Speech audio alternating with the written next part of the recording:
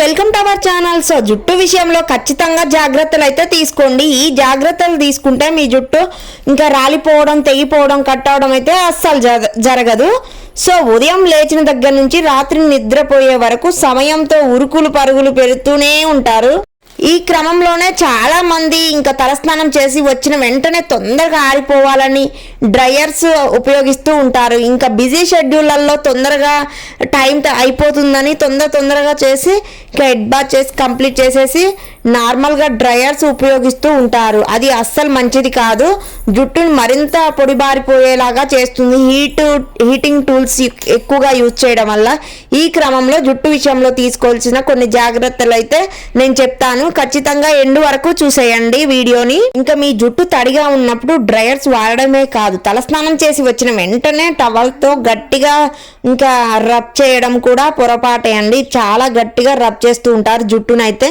గట్టిగా టవల్ తీసుకొని రుద్దుతూ ఉంటారు. సో అలా కూడా పొరపాటే. ఇంకా దీనివల్ల జుట్టు చిక్కులు ఎక్కువగా పడి అలా జుట్టు అంతా కూడా ఒకదానికొకటి మెలికలుగా తిరిగి మొత్తం మరింత ఎక్కువగా ఊడిపోయే అవకాశం ఉంటుంది. అలాగే జుట్టు తడిగా ఉన్నప్పుడే కొందరు దువ్వుకొని జడ వేసేసుకుంటూ ఉంటారు. ఇలా చేస్తే బలహీనంగా ఉన్న కుదుళ్ళైతే నుంచి వెంట్రుకలు ఎక్కువగా ఊడిపోతూ ఉంటాయి. అంతేకాకుండా తల పూర్తిగా ఆరకపోతే కాస్త ఎక్కువగా ఇబ్బంది అయితే ఉంటుందండి. చాలా ఏర్పాటు సమస్య అయితే ఎక్కువ అవుతుంది. తల పూర్తిగా ఆరిన తర్వాత మాత్రమే కోంబుతో ఇంకా నార్మల్ కోంబుతోటి ఎక్కువగా కోంబు దువ్వెనకి ఇంకా పెద్ద దంతాలు ఉన్న కోంబు అయితే యూజ్ చేసుకుంటూ చిన్నగా చిక్కులు తీసుకుంటూ వేసుకోవాలి. సో చాలా మంది బిజీ షెడ్యూళ్ళల్లో అయితే తడి ఆరక ముందుగా గట్టిగా దువ్వుతూ ఇంకా జుట్టుకి వాటర్ ఉండి మధ్యలోనే జుట్టు అంతా కట్ అవుతుంది, తెగిపోతుంది, చిట్లిపోయి రాలిపోతూ ఉంటుంది. ఇంకా ఆ సమస్య అనేది ఇంకా పెద్దగా అవుతూ ఉంటుంది. అలా చేయకుండా ఇంకా శిరోజాలకు సంబంధించిన కొన్ని ఉత్పత్తులు అయితే జుట్టు తడిగా ఉన్నప్పుడే చాలామంది అప్లై చేస్తూ ఉంటారు. అలా అయితే అస్సలు చేయకూడదు. అలాగే తల నుంచి ఇంకా సువాసన రావాలని ఇంకా చాలామంది అయితే ఎయిర్ స్ప్రేలు కూడా ఉపయోగిస్తూ ఉంటారు. వాటిని నేరుగా తల మీదే ఇంకా స్ప్రే చేస్తూ ఉంటున్నారు.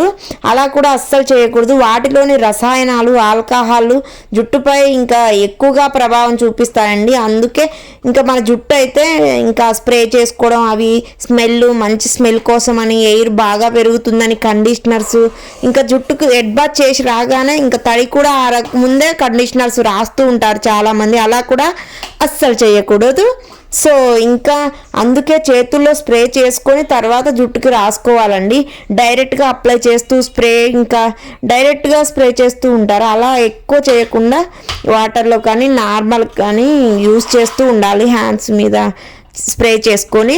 సో ఇంకా అసలు అయితే నేను చెప్తాను 100% అవన్నీ యూజ్ చేయకుండా ఉంటేనే చాలా మంచిదండి మన జుట్టుకి. మన జుట్టు నార్మల్గానే హెల్దీగా పెంచుకోవచ్చు ఫుడ్ తింటూ. ఇంకా ప్లీజ్ సబ్స్క్రైబ్.